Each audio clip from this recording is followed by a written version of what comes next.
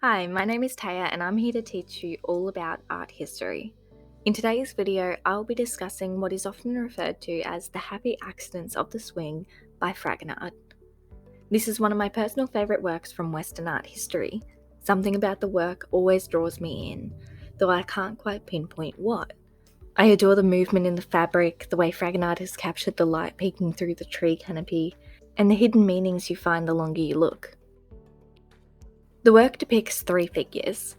The central figure is an elegantly dressed woman wearing a voluminous pink dress and a floral straw hat while swinging high on a tree swing. You see a smile on her face as she kicks her shoes off and gazes at the man below her. At the bottom left, you see a man lying in the shrubbery. He appears to have gracefully planted himself at the perfect vantage point to see the woman.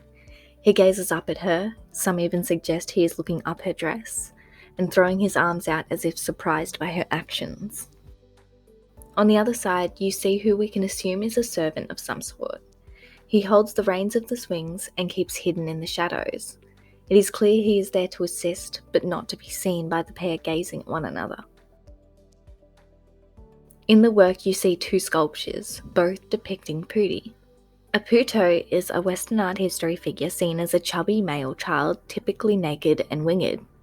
Two of the three putti gaze at the woman. The one on the left-hand side is seemingly shushing who we can assume is the other putti while staring at the woman as her shoe hurls towards him. Below the woman is another sculpture depicting one putto grabbing hold of the other. One gazes up at the woman while the other looks to the ground.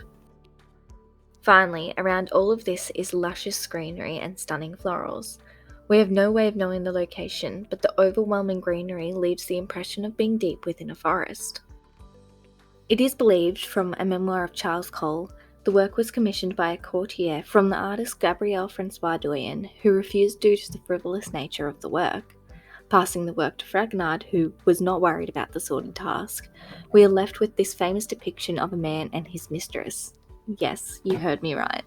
The man requested a portrait of his mistress seated on a swing pushed by a bishop, though Fragonard actually depicted a layman. It has been suggested the man specifically requested a picture of himself looking up her skirts. This work greatly benefited Fragonard's career.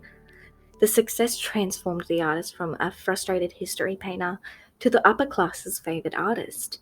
On top of this, he is said to have simply enjoyed painting the work. The original ownership of this piece is unknown.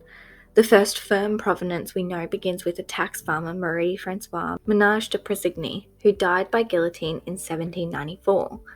Following her death, the swing was seized by the revolutionary government. It is speculated to have been owned by the Marquis des Razins de Saint-Marc, and known to have been owned by the Duc de Morny, where after his death Lord Hertford bought the piece in an auction in Paris. This man was the main founder of the Wallace collection, where it still resides today. There are two notable copies of the swing, neither by Fragonard himself. The first, depicting the woman in a blue dress, was owned by Edmund James de Rothschild. The second, much smaller version, was owned by Duke Jules de Polignac.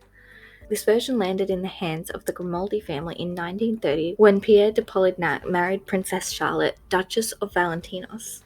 In 1966, they gave the work to the city of Versailles, and it has stayed exhibited at the Musée Labinet and was attributed to Fragonard's workshop. Fragonard's The Swing is unmatched in its frivolity and romance. The woman pictured in the centre of the work floats dramatically with her skirts billowing and a shoe flying off, surrounded by a lit clearing on a crimson cushioned swing. She gazes at the man sprawled on the ground below her, who looks up the woman's skirt with what can easily be described as a boyish, love-struck grin on his face. The entire composition just screams romance and drama. Though the work holds no tremendous truths about human nature, or is particularly relatable for those unaffiliated with the court of Paris or Versailles, the work continues to be incredibly intriguing. The swing is fun, filled with fantasy and obsessive detail that has made it into an icon of Rococo painting. To this day, the work is a continuous source of inspiration and visual enjoyment for all. The Swing is an incredible work, and it will long be one of my all-time favourites.